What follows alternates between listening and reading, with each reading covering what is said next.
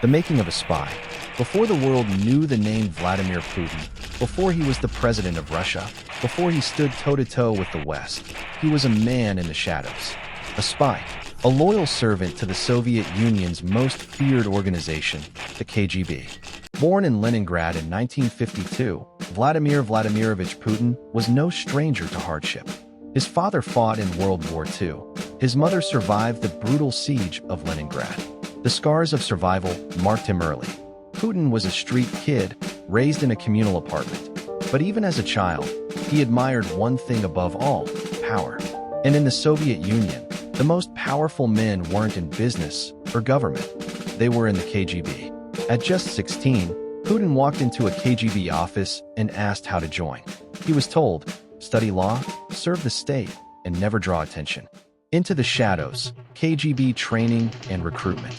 Putin enrolled at Leningrad State University, where he studied law. But behind the classroom walls, the KGB was already watching. By 1975, he was officially recruited into the KGB. He was trained in counterintelligence, surveillance, manipulation, foreign languages, and how to vanish without a trace. He wasn't a James Bond-style operative. Instead, Putin worked quietly, efficiently, an ideal KGB man, invisible, loyal, and calculating. His colleagues noted his cold discipline. He rarely socialized. He didn't drink heavily, unusual in the Soviet elite. He listened more than he spoke. And when he spoke, it was usually decisive. But what was the KGB preparing Putin for? Surveillance? Espionage? Or something far more dangerous? East Germany, the crucible of espionage. In the 1980s, Putin was stationed in Dresden, East Germany, a Cold War pressure cooker. This was the front line of Soviet surveillance on the West, and it was here that Putin witnessed the beginning of the end of the USSR. Officially, he was a liaison officer. In truth, he was running informants, gathering intelligence, and feeding the Soviet machine. He worked closely with the East German Stasi, one of the most feared secret police forces in history. But in 1989, the Berlin Wall fell and chaos erupted. Protesters stormed the Stasi headquarters. Soon they came for the KGB villa. Putin, armed and alone, stood at the gates. When Moscow wouldn't answer his calls, he faced the mob himself. Calmly, he told the East Germans the building was guarded, and any attempt to enter would be met with force. The crowd dispersed, and Putin learned a vital lesson. When your superiors are silent, control yourself.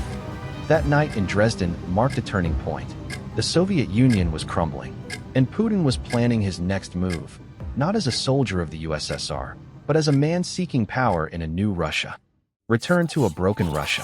When Putin returned to Leningrad in 1990, the Soviet Union was unraveling. The KGB was losing control. So he did what few operatives dared. He resigned from the KGB. But he didn't walk away from power. Instead, he pivoted. Putin quickly aligned himself with Anatoly Sobchak, the reformist mayor of Leningrad and a former professor of his. As Sobchak's advisor, Putin oversaw international relations and foreign investments, wielding real power behind the scenes. This was no accident. Putin applied his KGB discipline to city politics. He knew how to gather leverage, neutralize enemies, and stay invisible. He built networks with oligarchs, bureaucrats, and former security officials. He wasn't loud. He didn't make speeches. He worked the system until the system owed him. The Kremlin beckons, power through loyalty. By the mid-1990s, Putin was rising through the new Russian government. In 1996, he moved to Moscow and joined Boris Yeltsin's administration. He impressed the president's inner circle with his loyalty and ability to get things done. In 1998, Yeltsin appointed Putin to head the FSB, the modern successor to the KGB. It was more than symbolic. Putin was now in control of Russia's intelligence and surveillance apparatus. He restructured it, reinforced discipline, and purged those who threatened his agenda. His loyalty to Yeltsin earned him the ultimate reward. In 1999, Boris Yeltsin named Vladimir Putin Prime Minister of Russia. And just months later, on New Year's Eve 1999, Yeltsin resigned unexpectedly. Putin was now the acting president of Russia. From an anonymous KGB spy to the most powerful man in Russia. But Putin wasn't done. He wasn't just rising. He was reshaping the system into his image. KGB forever, Putin's legacy of control. Vladimir Putin never left the KGB behind. He simply brought it with him. He filled his administration with ex-KGB colleagues. He cracked down on opposition, media, and oligarchs who defied him. The FSB became his instrument, not of state power, but of personal rule. Putin once said, "There is no such thing as a former KGB man." That wasn't a statement. It was a warning. His background in espionage shaped his leadership style: secretive, strategic, ruthless. He knew how to suppress dissent, identify threats, and weaponize fear. In time, his presidency became a fortress, and every corner of Russia echoed with surveillance, suspicion, and control. From the back alleys of Leningrad to the war rooms of the Kremlin, Vladimir Putin's rise was not just political.